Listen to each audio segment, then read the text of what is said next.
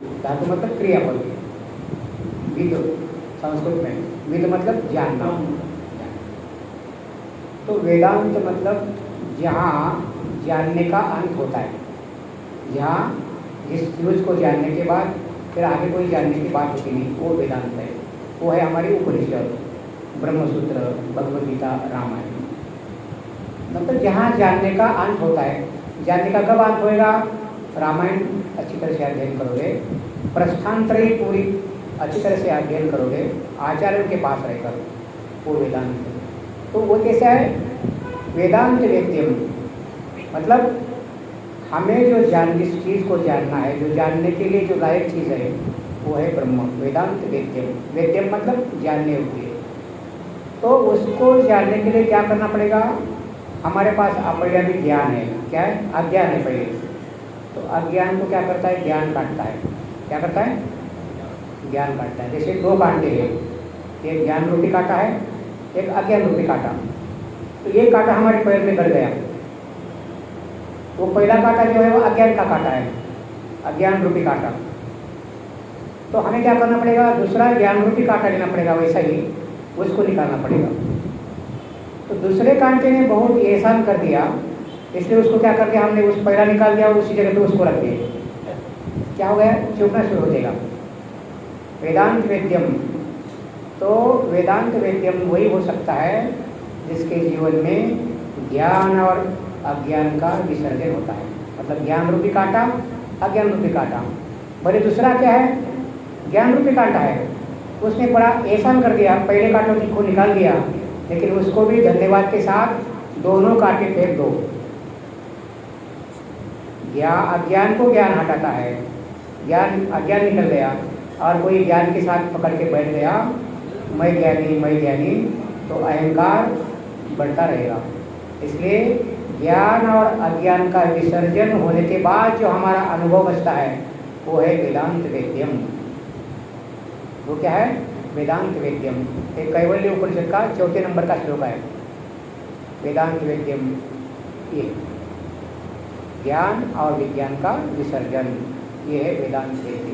वेदांत मतलब जहाँ जानने के बाद कुछ जानने की चीज़ नहीं है, यम लब्ध्वा क्या परम लाभम हो।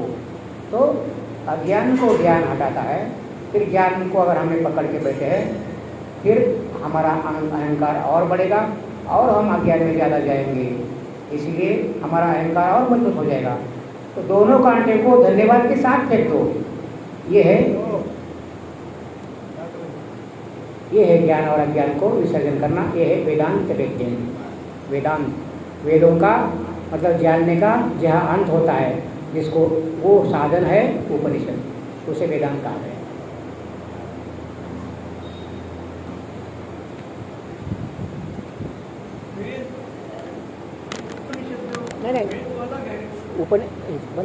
वेदांत ऐसा है, हमारे जो उपनिषद बने हैं उसमें 80% कर्मकांड है, 80%, 16% उपासना कांड है। केवल जो वेदांत की जो ज्ञान है 4% है। 80% कर्मकांड, मुझे अगर पूजा करोगे तो स्वर्ग मिलेगा, गाड़ी मिलेगी, घोड़े मिलेंगे, चेमे है ना, रुद्राभिषेक, ये मिले। 80% कर्मकांड है। 16% उपासना कांड है, मुझे स्वर्ग मिले, गोलोक धाम मिले, साकेत धाम मिले, उपासना कांड। 4% केवल ज्ञान कांड है, मेरी मुक्ति कैसे हो जाए, वो है वेदांत मतलब उपनिषद, वो केवल 4%। तो इसका अर्थ ये है, वेदों ने केवल सामान्य लोगों की ज़्यादा चिंता की है, चिंता। हाँ, वेदों ने क्या किया है? सामान्य लोगों की ज़्यादा चिंता की है, बाकी विद्वान की नहीं। 4% ज्ञान कांड है, ज्ञान कांड मतलब वेदांत है। तो 80 और 16 96 और 4 100% हो गया। ये बात है। हाँ, उसी का ही पार्ट है, जो 4% पार्ट है वो वेदांत है, वेदांत का ज्ञान उसी वेद का। फिर उसी वो क्या हो गया? आगे चलकर उपनिषद में आ गया, ब्रह्मसूत्र में आ गया, भगवद गीता में आ गया, वो वेदांत है। मतलब जो वेदों का 4% हिस्सा है वो इसमें भी आ गया, गीता में भी आ गया। महाभारत में गीता है, उसमें 700 श्लोक है, तो उसी में ये सब वेदांत है। उपनिषदों में वही है, ब्रह्मसूत्र में भी वही है।